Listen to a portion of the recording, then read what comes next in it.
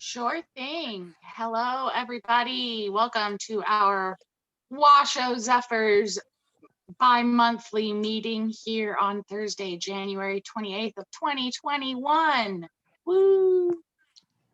Before I hand it over to our Toastmaster for the day, Oliver, we will begin our meeting with the Pledge of Allegiance, as we always do. So if everyone can join me. I pledge allegiance to the flag of the United States of America, and to the and to republic the republic for which it stands, one nation, under under God, indivisible, with liberty and justice for all. Wonderful. Without further ado, I shall hand it over to Oliver, our Toastmaster for today. Thank you, Madam President and fellow Toastmasters. Welcome to our regular Toastmasters meeting. For those of you that are far away from Reno, we are covered with snow. It's a white city, so drive safely. It actually snowed in North Carolina, which it never does that. This is the first time it snowed in years. Had like 2 inches on the ground, so no one's driving right now. Indeed, wow. Okay, so let's go over the rules. I already started with the odds, but that won't be counted. Our grammarian for today is Tony. Tony, are you here? Let's see. His chair is here. The chair is here, but Tony is not available. Who would like to fill the role for Tony? The R counter and grammarian. Going once, going twice. Volunteer, please. I did it last week. He'll be back. Yeah. He was here. Yeah, he's here. Oh, he's I here. think he'll Okay. be back. Yeah, I think he'll be back. I saw him come in, so he'll probably be back in a minute. All right, grammarian, we need that immediately to start dinging us in terms of misuse of words of souls and R's. Grammarian, we have Gina, so that's, no, not Gina, I apologize. Wait a minute, I apologize, I take that back. Oh my gosh, I need to organize myself. So Tony is available for R counter and grammarian.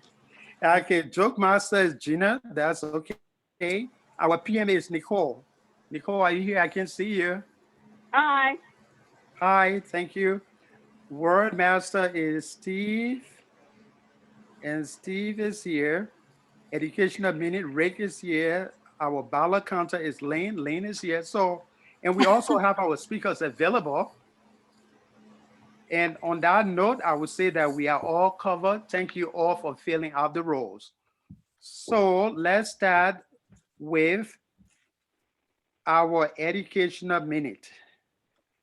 Educational minute, Nicole. You mean okay, I guess I'll take that role too. Let's do the positive note. I'll take that back. But I can do next. Okay, you know what? It's a snowy day. I'll take that back. Educational minute, Rick Shoe, please. Educational minute, Rick Shoe. Never again. Rick Shoe, educational minute. Thank you, Mr. Toastmaster. Good afternoon, everyone. The educational minute for today is do as I say, not as I do. If you are going to do a speech on Zoom, try to use your laptop, something with a better camera. Like I said, do as I say, not as I do. I'm in a parking lot right now because there's no way I was going to get back from the ski resort. Okay. But when you're doing a speech, try to have your camera all set up because you want to do a good presentation. Mr. Toastmaster. Thank you, Mr. Toastmaster, fellow Wait, Toastmaster. Rick, was the road open? Could you get to Mount Rose? Yes, Well, he's here, so it might have been open. it's there. And That's good. what is the word of the day, Steve? Word master, what's the word of the day, please? Mr. Toastmaster, the word for today is prodigious, and I put it in the chat box. Prodigious is an adjective and it means remarkably or impressively great in extent, size, or degree.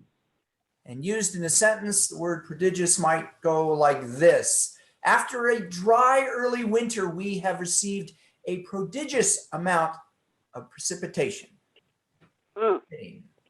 That's Wow. the word. You should Wow, use it what a word. all day.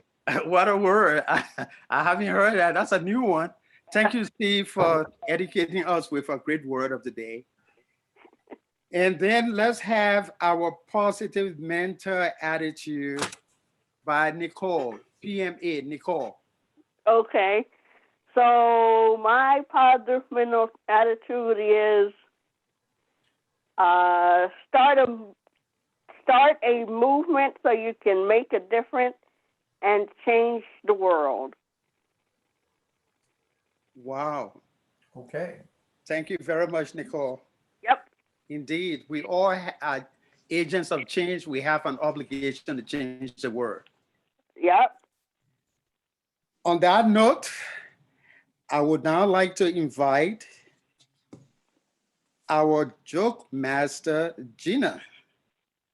Gina, All right, I Googled this, so I can't take credit about how corny it is, but the joke is, how did the barber win the race? How did the barber win the race? And it's because he knew a shortcut. Oh my! That's I cute. thought you were going to say he slid That's in. it? No. Wow, beautiful, precise. Thank you. Alrighty. Now I know how to win races because I've been losing a lot. Our next item on our agenda is table topics. My fellow Toastmasters, please help me to welcome our esteemed former president, Christy, to serve as table topic master of the day. Christy. Thank you, Oliver. Oh, it's been a long time since I was president of this group. It was a long time ago. So today's table topics are going to be extremely prodigious. We're going to start small. We're going to work our way up. And I just want to remind everybody to use the word prodigious. Who is our timer today? I am. Lynn, do you mind giving us the timing on table topics? I will. So for table topics, to remind everybody, you have to speak for a minimum of 1 minute, and then I'll raise the I found a green envelope. Green envelope for 1 minute. And then at a minute and a half, right? A minute and a half, you get a yellow. Oops. It's our waste management stickers envelope. Yellow. And then at 2 minutes, don't go over 2 minutes, you get a red. Okay. Or just look at Gina. Gina, just wave. All right. So we're set. That's perfect. Lynn, thank you very much. I love how you are reusing items for this project. It's perfect. All right. So again, starting small, all of us during this pandemic and COVID, we're not really going many places. So if you could go anywhere, Teresa, where would you go? If I could go anywhere, it would be San Francisco right now. It's the favorite place that my husband and I like to go. And with COVID, we have not been able to go at all. And we used to go once a month to San Francisco. So that is where I would go if I could. Thank you. Great. All right. Thank you, Teresa. I don't know if you made time on that. I probably didn't. I went over to last meeting. The good news is I don't believe you even had time for any ums. So you're very clean.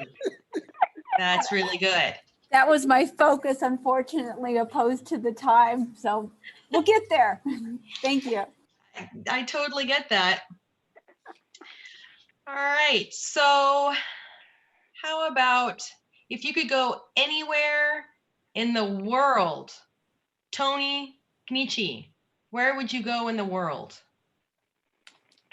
Hello, Toastmasters.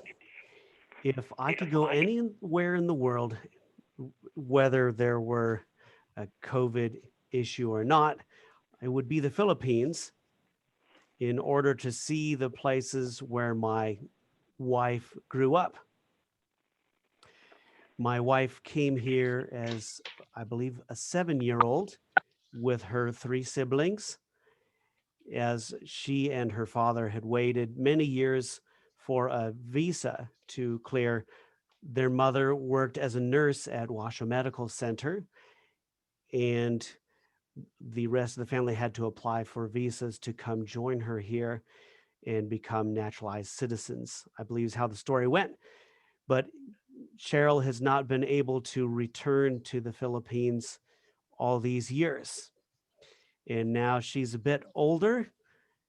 We would love to give our children the opportunity to visit as well, and perhaps experience the prodigious rain of the Philippines and the amazing cooking that no doubt waits for us there.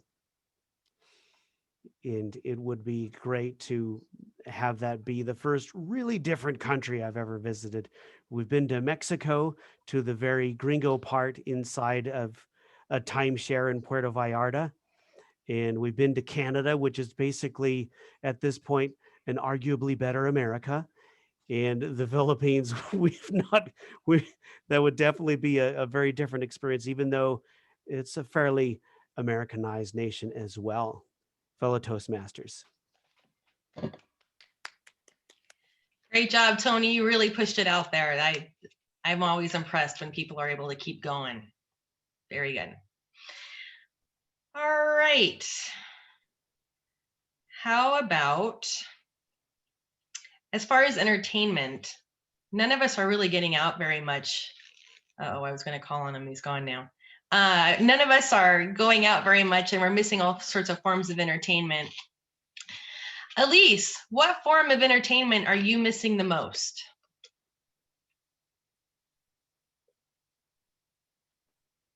Thank you very much, Madam Table Topics Master, fellow Toastmasters. I'll admit it, the form of entertainment that I am missing the most is going to bars. I miss going out and grabbing drinks and being close to people and talking and dancing and singing and having a good party time, which we have been unable to do since being affected by COVID early last year. I wouldn't say that I drink prodigiously. However, very much, one of my favorite things about Reno was the variety of IPA beers there, because it's such a good hop growing region of the country. And I do love my craft IPAs. So that's the form of entertainment I miss the most is bars and people.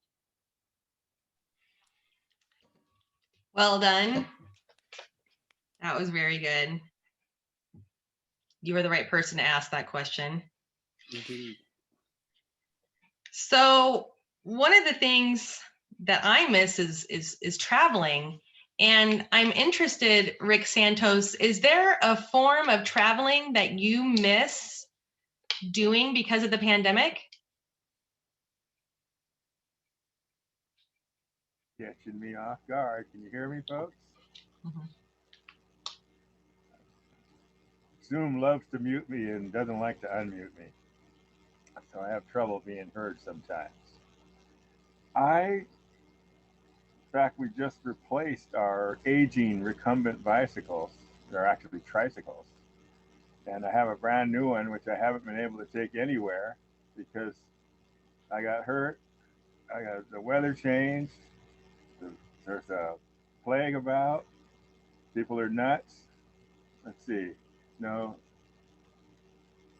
I didn't run out of gas. I didn't have a dead relative lately, but I had all those other things. And you don't go far, but since I've damaged so much of my body, I did a thing last night on my expiration date, which I'm long past. I got a motorized assist tricycle, putting me into the senior citizen category where I belong. And that's what I miss. It's a prodigious tricycle, and it's got all kinds of bells and whistles, like these handles so I can get out of it. This cost me a fortune. And it's got these handles to get into it. And did I mention the handles? Anyway, they have a little motor in the front, and that's the motor for transportation that I miss. And I'm sticking to it. Thank you. That's great. Thank you, Rick. That was really good. You got the word in there. I was worried you weren't going to make it, but you got it. That was really good. All right, Mr. Table Topics Master, do we have time for one more? I hope so. Or Mr. Toastmaster? I hope so. Mr. Timer, do we have time for one more? Let's take one more, please. Okay. All right.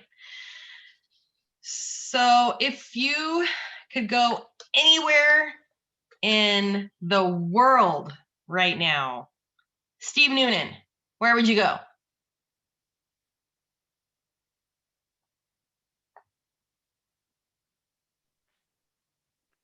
You must be Madam muted. Topics Master, fellow Toastmasters, Rick, welcome to our meeting. 2 years ago, I went to Spain with my girlfriend, and I may have mentioned it. She is a veteran of walking the Camino de Santiago. It's a pilgrim's trek, 500 miles long from France all the way to Santiago on the, what would be the western coast of Spain, I guess. And she's retired, and she's been pining to do it again. She must have done it about 3 or 4 times, and she's done other Caminos, but she loves Spain, and she took me over there, and I thought it was a blast. You know, you're just walking. It's sort of like urban backpacking in a sense. And it's a great way to see Spain because you're on the trail, you know, you're stopping at old buildings, you're looking in rivers. I mean, you're right immersed in it. And it's just, there's a prodigious amount of things to see in Spain. I'm a big history buff, and I love the Roman history, and the Romans occupied Spain for quite a while. And there's a prodigious amount of artifacts and bridges and aqueducts and wonderful things. I would love to go back. I was only there 2 weeks. She was there for the entire month, and she's been there a lot. But in 2 weeks, I just didn't have enough time to see everything I wanted to do.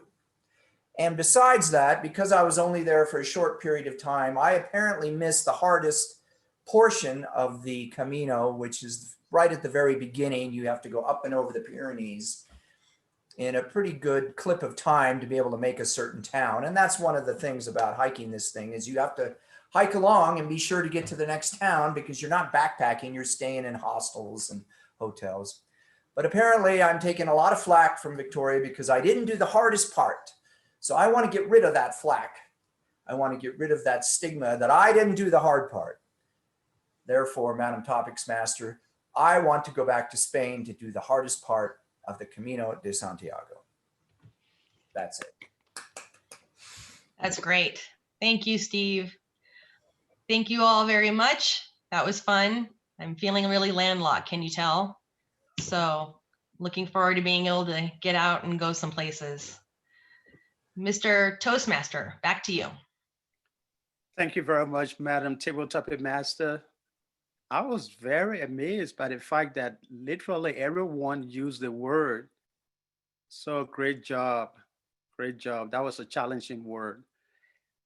Please remember to cast your ballot for the best table topic speaker and have it forwarded to our ballot counter, who happens to be Lynn, and send it in private, please.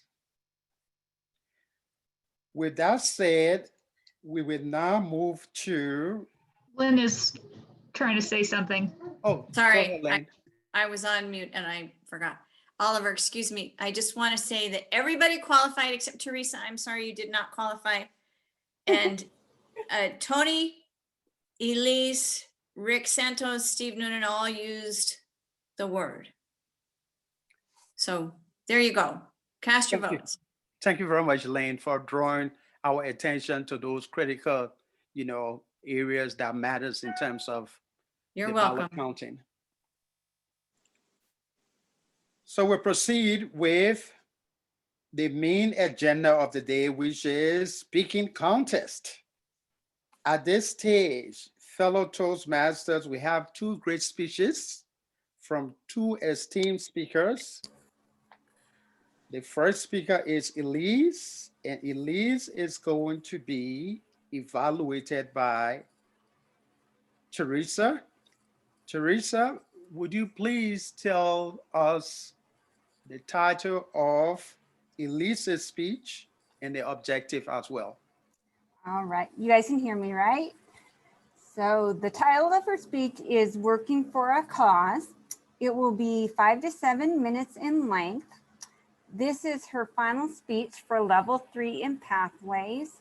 Her objective to the speech is to prepare her for her interviews for graduate school. Her goals are to present herself in a manner that highlights her skills and knowledge and to share what she plans to gain through the master's program.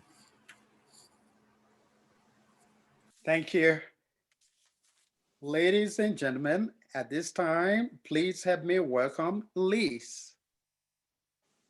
And Oliver, excuse me one more time. Elise, what is your timing on this? I'm sorry. I'm doing 5 to 7 minutes. 5 to 7. All right. Thank you. I'm going to try to keep it short. Okay. We'll see. Are we ready? Yes. Good. Thank you very much, Mr. Toastmaster and fellow Toastmasters.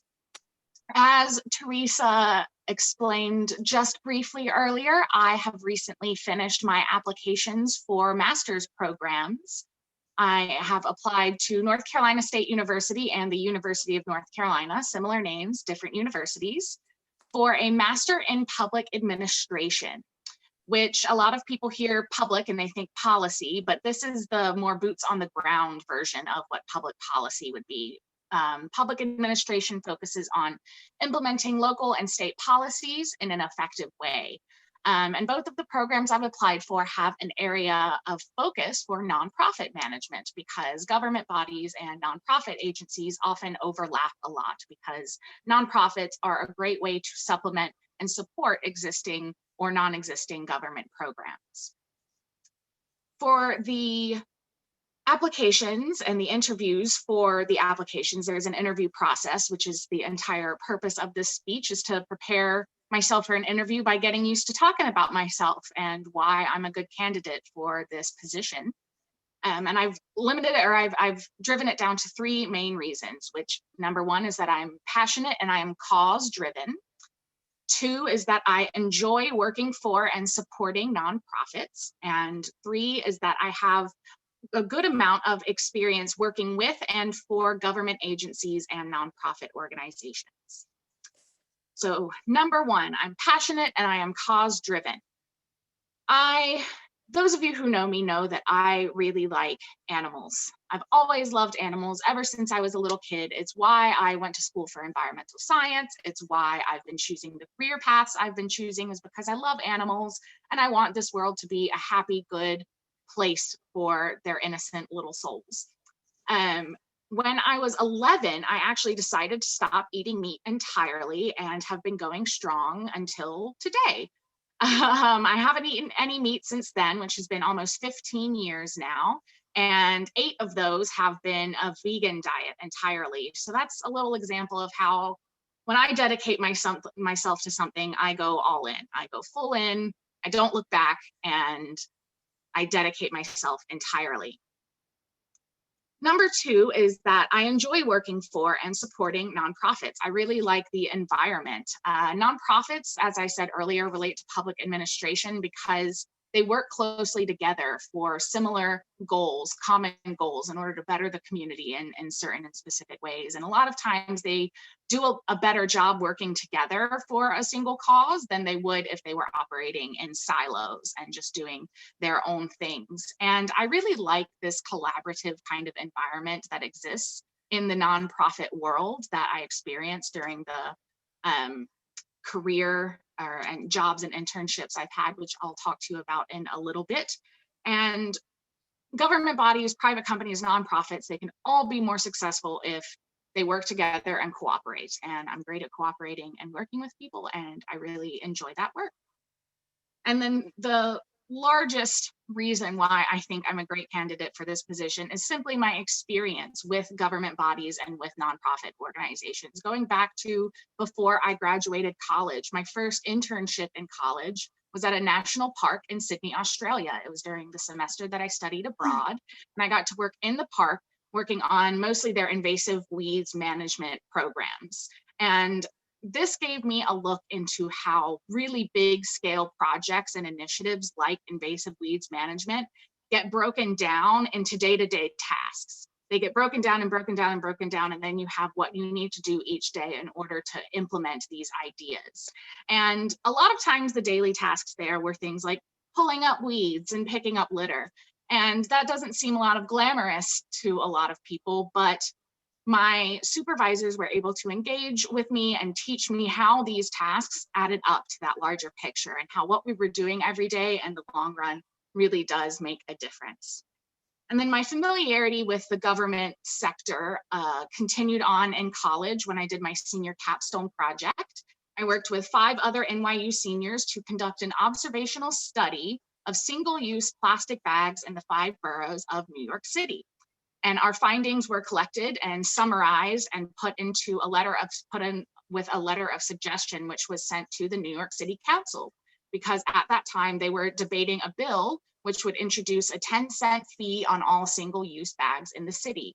So during this project, I got to take actual legislation that was looking at being moved forward and look at what information they needed and that we could provide in order to support that legislation moving forward. So before I even graduated, I already had some good familiarity with programs and how they get implemented. After I left college, my first job was as an AmeriCorps member for Keep Truckee Meadows Beautiful in Reno. Many of you know that. That's how I got there. And my job there was to implement action items from this giant, like 200, 300-page management plan of the river, which had been made and put together by a bunch of different bodies, a bunch of different agencies and organizations. And it was broken down into these task items, action items. And the main action items I worked on were expanding watershed education in the region, creating a month-long celebration of the river called Truckee River Month, which was a series of public events, and also supporting the Art Trail project, which was led by Washoe County and Burning Man. So it was this private nonprofit little production that happened there. So I got to work really closely. I got to look at how closely government and nonprofits work. That was my real introduction to that glue between the two organizations and how they function. One Truckee River Month, the month we created, was declared officially by Washoe County, City of Reno, and the City of Sparks.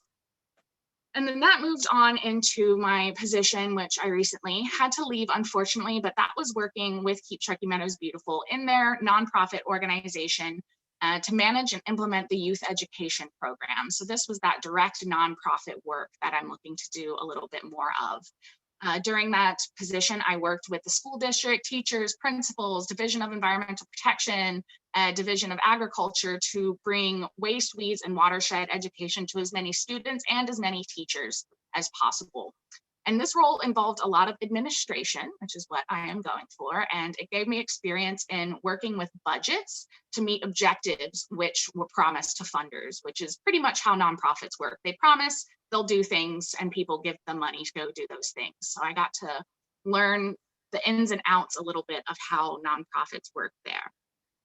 And what I'm looking for in this program, obviously I don't know everything to run a nonprofit, which is why I'm looking to learn more about it, It's those hard skills and knowledge to effectively and smartly manage an environmental community-based nonprofit organization. I have experience in figuring out these kinds of details as I go along, but attending a program which explicitly teaches those skills and that set of knowledge that you need in order to move things forward in a nonprofit or government world would be so amazingly helpful in my career forward. Eventually, I hope to start or manage just an existing nonprofit which inspires a sense of environmental stewardship in the community, potentially through urban farming or environmental education. My hope for this organization is that it would bring not only fresh produce to communities which need it the most, but it would also nurture a sense of community and appreciation for the environment which we all rely on. In conclusion, I am a passionate, cause-driven person with experience in government and nonprofit work, and I have a clear idea of how this program, the Masters of Public Administration program, would benefit me and help me meet my career goals. Thank you very much, fellow Toastmasters. Let's give a round of applause to Elise for a great speech. And let's pause for a minute to send feedback, comments, reviews to Elise. Thank you.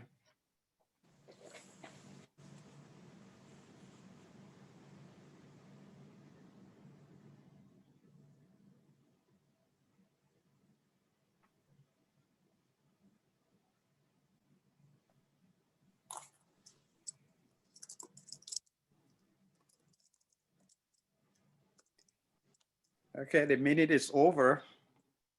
The next phase, our second speaker.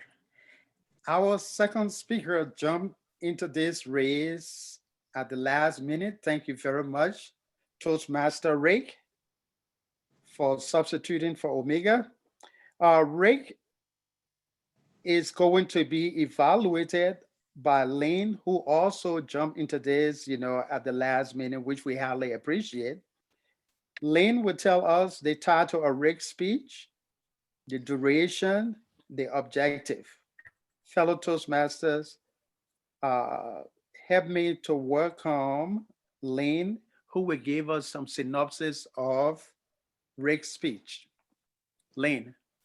Thank you, Oliver. I would love to give you the title and synopsis of Rick's speech, but Rick and I did not have an opportunity to talk about that this morning. He was on the slopes.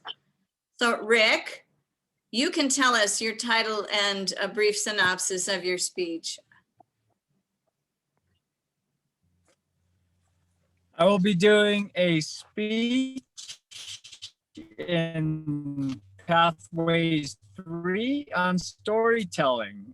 My connection is spotty, so hopefully I can get through it. The title is Fall 7 Times. Rick, what is your title again? Fall 7 Times, Stand Up 8. Fall 7 Times, Stand Up 8. All right. All right. Help us welcome Mr. Rick Shue. Fall 7 Times, Stand Up 8. Rick Shue.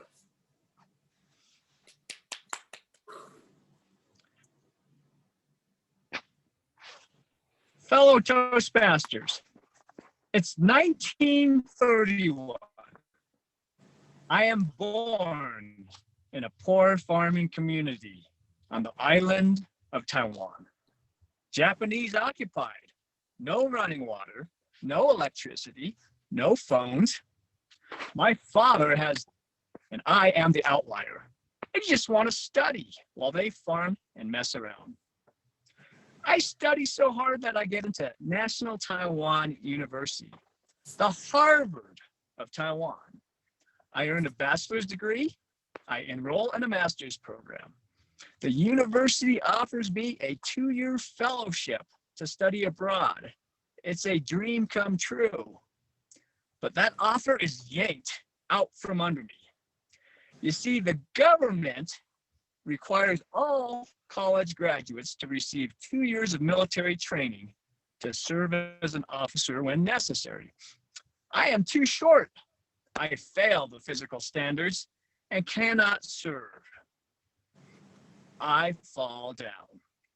as this opportunity slips right through my fingers. Luckily, corruption is rampant in Taiwan. My father pays a little bribe. I'm allowed to take some military training for the unfit. My fellowship offer is gone, but this opens some more opportunities for me. Personal life is stressful too. My father has picked a bride for me. I do not love her, just like in The Princess Bride. I do not love her. And he just bribed someone and is putting pressure on me while I meet the woman of my dreams. I don't tell her about my prearranged fiance, and that doesn't go over very well. So I'm on pins and needles with my father, and I'm in hot water with my true love. Deep depression sets in. I fall down again. Eventually, the stars align. I receive forgiveness from my father. No shame to this family. And I am able to marry my true love. And we start our own family. 2 little kids. I received a scholarship offer from UCLA for a graduate program. Well, it's not exactly a scholarship offer because if I don't pass the comprehensive exams, I have to pay them back. My wife encourages me to go. I leave her and I leave our 2 kids in Taiwan and fly solo to America with barely a dime in my pocket. Courses are hard. I can read English, but speaking and listening and understanding, that's another story. I'm so lost in class. I fall down again. I get up. I go to the library to read all the coursework that I was supposed to learn in class. Because if I don't pass, I got to go back home. Come Judgment Day, I pass the comps and I get admitted into the PhD program at UCLA. But it's still lonely, unbearably lonely. My family's in Taiwan. My kids are growing up without me. And all I can do right now is study and work. Taiwan, luckily, starts to allow families of students to join them in America. That's my break. But there's a catch. The student must have $5,000 in a bank account. That's a lot of money back then. I only make $50 a month. I have no chance. I fall down again. As fate would have it, when I first moved to LA, there was a host. I was hosted by a medical professor, and he finds out about my situation and immediately takes me to his credit union where he withdraws $5,000 for me to deposit in my bank account. That frees me up to take my family and bring them to America. No paperwork, just faith and trust that I will pay them back. For that, I am eternally grateful. I bring my wife and my 2 kids to America. We have 2 more. The youngest, who becomes a Toastmaster just like you. As you probably figured out, this is a story about my father, who turns 90 this year. I never would have known about these details of him falling and getting back up, but for the fact that on writing essays on resiliency. Her essay book, if you can see it, can't really see it very well, is called Fall 7 Times, Stand Up 8. And in this essay book, or to open while holding the phone, is his story. It's a wonderful story. that I, again, never would have found out. Here we go. Pictures and all. That's my father, my mother, and the essay. And the title of this essay, The American Dream. I could not be more proud to be my father's son and my daughter's father. Fellow Toastmasters, find your own personal stories of resiliency and please share them with all of us.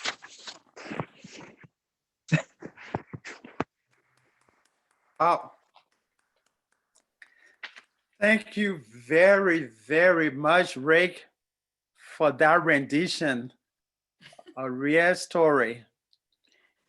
And at this time, I will ask my fellow Toastmasters to pause for a moment and send some feedbacks or review comments to Rick. Less than 1 minute, please.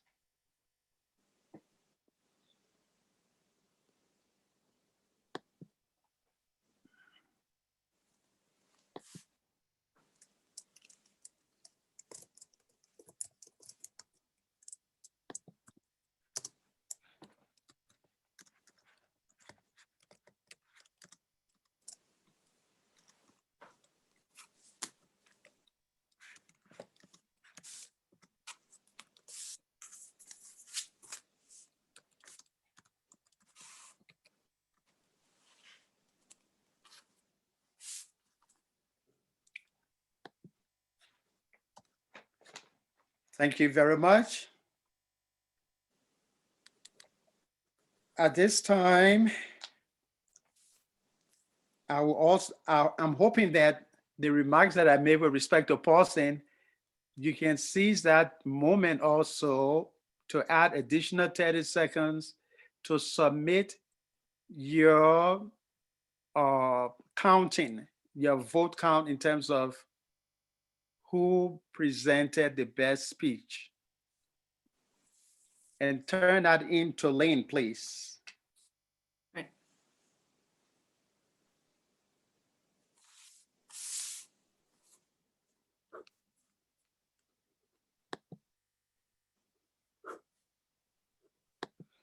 Okay, with that said, and I think we are managing the clock somewhat quite well. At this time, my friends, fellow Toastmasters, please help me to welcome our general evaluator, Anne, and Anne will preside over the evaluation portion of the meeting. Anne Kitts.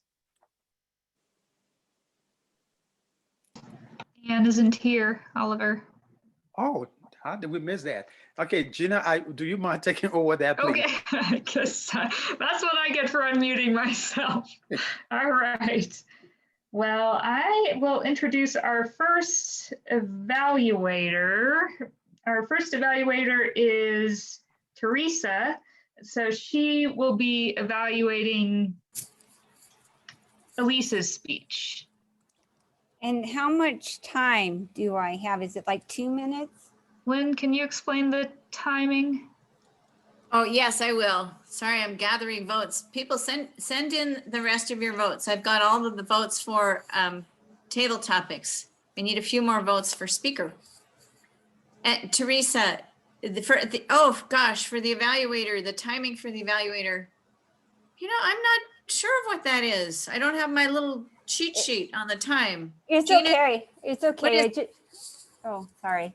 It's okay because I'm just looking at our time and I don't want to run us over. Probably what, Gina, would it be about 2 minutes, I max? believe it's 2 minutes for green. Is it 2:30 for yellow and then 3 for red? And then you have 30 seconds after that to round up. All right. All right, sounds good. Well, Miss Elise, I think that you did a phenomenal job. And just a background, and it's ironic that I was evaluating you is because as a CPA, I work with the public sector and the nonprofit sector. So I totally know exactly the blend and the partnership that you are wanting to achieve through going through the master's program. Overall, you articulated yourself extremely well. You also expressed yourself with hand gestures and eye contact perfectly. And I'm going to try and use our word for the day, but my pronunciation may not be so good. But overall, I think that the interview that you gave was, or your speech, which is an interview, was very prodigious. I always have a problem with pronunciation, but you know the word I'm trying to say. But regardless of that, at least I think that you made your bullet points quite well as far as your experience goes and your passion. You definitely presented yourself the exact identity of who you are to us. And I hope that when you do go and have the interview, that it comes out that way as well. It's just you and just how you, this is a perfect blend of your experience and how the program will work for you. Your clarity of of how you articulate yourself was perfect to me. And also your vocal variation was very, the cadence was really smooth. Like I said, your gestures were kind of, the timing was really, really neat compared with, based upon what you were saying. And you were aware of your audience very well. And you seemed extremely comfortable and relaxed. I hope that you take that as a compliment. And it was very obvious that this is something that you're very interested in, and you engaged me. And overall, I think you did an incredible job. I think that the only thing that I thought of was maybe when you do talk about your experience and your passion, just how it would even be exemplified even more with being a part of the master's program, and how you would even be able to expand even farther. So that's it. Well done. Very good. Thank you, Teresa. I'll clap. Can you tell she's new? She's a new Toastmaster. It's fantastic. It's nice to see Teresa progress. A little rough around the edges, but I hope at least you got a good amount of it. I'll try and do a little better next time. It was great. Thank you, Teresa. Very good. All right, so our next evaluator is Lynn. And Lynn, I'm going to take over the timing. I have my app ready so that you'll have to time and evaluate at the same time. Yeah. So you'll be evaluating Rick's speech, fall 7 times, stand up 8. Thank you. Thank you, Gina. Rick, where are you? There you are. I mean, first of all, here you are coming down, or you're in the parking lot, or you're kidding all of us and you're just in your car with your ski stuff on, pretending that you did this, but whatever. It's just your location, your whole story today with that backdrop is really impressive. I think this is one of the very best speeches I've ever heard you give, Rick. And you have given some tremendous speeches over the years, but this speech really came straight from your heart for good reason. And when you started out, I'm going, Taiwan in the 1930s. And I thought, okay, wait, is this a fictional character or is this a real character? And as you continue to tell the story, the visuals were so awesome, really great, about studying at the University of Taiwan and the fellowship and all of it. And you just completely drew me in. And I think most of us, based on the reactions and the military story, that was pretty incredible. The little bribe part of it. And I thought, okay, this is a real story because you know some major details. The bribe part was just such a human, real life story, and good for, I guess it was your grandfather? It was your grandfather who did the bribe for your dad, right? Got it. Okay. And the falling, and then you would insert your falling down, then the falling down, and the way you punctuated all of that with this story was just so perfect, tying into your wonderful title. Because at first, when you said the title and your feed wasn't very good, and I really had no idea what your title was. So now it's completely clear. And the story about the bride, oh my God. I mean, here Grandpa has a bride, and now you've fallen in love and you make it work, and your whole story except I was a little bummed when your dad went to UCLA and leaving his family. That was starting to break my heart.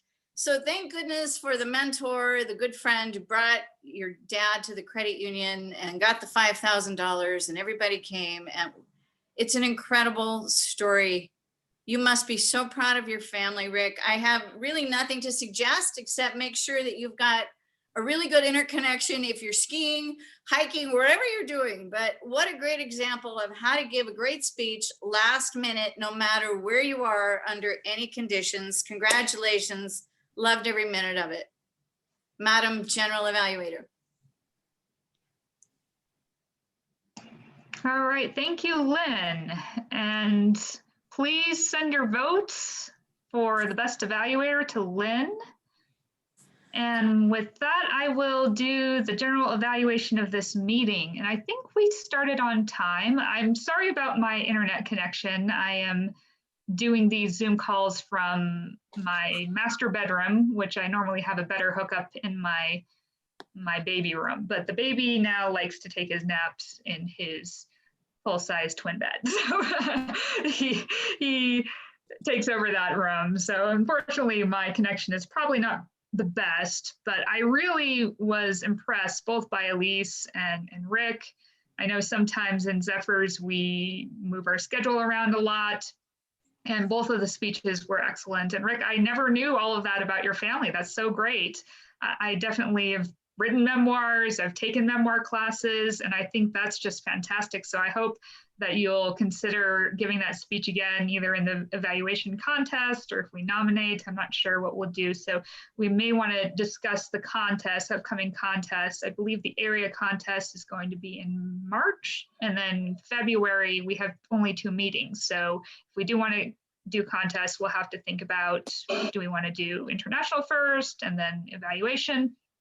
And then we'll also need people to step up and be contest chairs if we want to do that.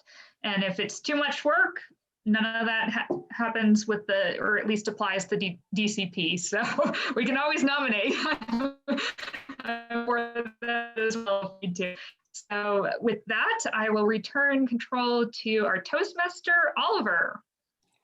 Thank you, Madam General Evaluator. What a great day, a snowy day, a lot of learning curves. Yeah, Rick, you blew our minds, and also Elise, great preparation for your interview. At this time, and I would like to reinforce what Gina said, especially to Rick, to perhaps, do this speech again and take us to the next level at the district or national level. Great job. Yeah. At this time, I will ask for reports from our grammarian and our counter. Right, as the grammarian, I really caught very little today that struck me. So I will stick with one detail that I think would be pretty valuable because of Elise's goal with this speech, which is to win the next leg of the education race in her life. I would just recommend that you focus a little bit more on enunciation. I caught a couple of times during your speech where you said things such as working instead of working, which I think you would normally say, as well as ta instead of to, that sort of thing. That happened a little bit. And I know you a little bit in a way that makes me think that you're already anticipating the actual interview, and it may be touching you a little bit while you're giving this speech right now. I believe I speak on behalf of everybody here, though, by saying that you're a badass and you're going to crush it. Yes, indeed. Then I listened to Rick's speech, and this is definitely less grammarian, but I've known Rick from sort of a Toastmaster distance for something like 20 years now, and I can definitely see a theme of perseverance and almost a guilt that the people before Rick made things too easy for him. So Rick almost tries to find ways to challenge himself. Like, you know what? It's freezing freaking cold in this car. I'm going to keep the heat off and I'm going to give this speech while I'm freezing to death. Spartans! In a snowstorm. That's right. But then I saw this other link between Elise and what Elise is doing for the world, really. Elise is part of a group of people who is very outward, and she is very purposeful in a way that contributes to the perpetuation of life as we know it and making the world work better in a lot of different ways. And it takes a whole lot of perseverance to have a vision and maintain it and live it. So I can see some links there, definitely from different realms, but that same theme of perseverance and inner power is within both of you. So that's so not agrarian, but I felt compelled to say it because those were two beautiful speeches from beautiful people about beautiful pasts and beautiful futures. Fellow Toastmasters. Thank you, Tony, our grammarian. At this juncture, I would like to ask our vote counter for awards and recognition, please. Thank you, Oliver. Well, I have for table topics, it's a tie. At least everybody loved your honesty in your speech. So you really love going to the bars. And I think all of us, we all miss that. Yes. And you added that you don't drink prodigiously. So there you go. So, I mean, I miss it. I get energy from being with people and being out. And so everybody loved that. Elise and Steve Noonan, excellent job on your table topics. And our best speaker was close. It was close, but Rick, you won best speaker on that. So congratulations. Elise, you gave a wonderful speech. And Tony, I love your extra comments in addition to Teresa's excellent evaluation. And the evaluation, it was very close. I took it by a little bit, Teresa, and thank you. You voted for me. I would have voted for you. But thanks so much. Great meeting, everybody. Good job. Thank you, Madam Vote Counter. Thank you, everyone. At this time, our time management was very effective. Yeah. So help me to welcome our president to adjourn the meeting. Madam President, Elise. Right. Thank you very much, Oliver. For the sake of time, I'm not going to take very long to wrap this up. I'm just going to ask anyone for any final comments, ideas, input, things they want to announce. So do we want to vote over email, which days we want to have those contests, or if at all? I think email works for most of us. Okay. Yes. Great. All right, then, with about a minute to spare, I bid you all a good day. Meeting, that's my gavel, adjourned. Thank you. Bye, everyone. Good to see you. Bye-bye.